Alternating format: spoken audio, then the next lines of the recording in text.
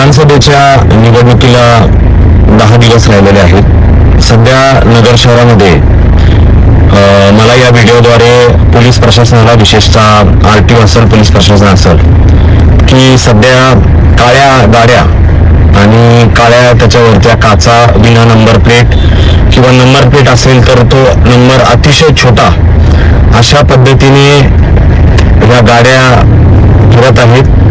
या गाड्यांच्या माध्यमातून दहशत पसरवण्याचं काम हे जे कोणी लोक करत आहेत, याला तातडीने पोलीस प्रशासनाने, आरटीओने नियंत्रित आणावे।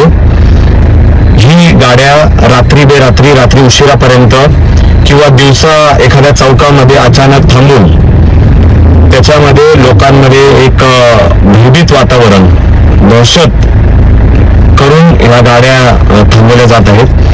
तातडीने याच्यावर जर पोलीस प्रशासनाने आणि आरटीओ किंवा संबंधित जे कोणी असेल याच्यावर कारवाई करणारे, यांनी तातडीने याच्यावर कारवाई करावी। अन्यथा आम्हाला निवडणूक आयोग असेल किंवा इतर कायदेशीर जो काही मार्ग असेल, एक उमेदवार विधानसभेचा म्हणून मला किंवा माझे जे शहर महाविकास आघाडीचे आम्ही सहकारी असू, ही कारवाईची आम्ही मागणी करू।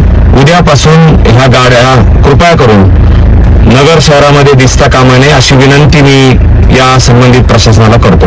धन्यवाद।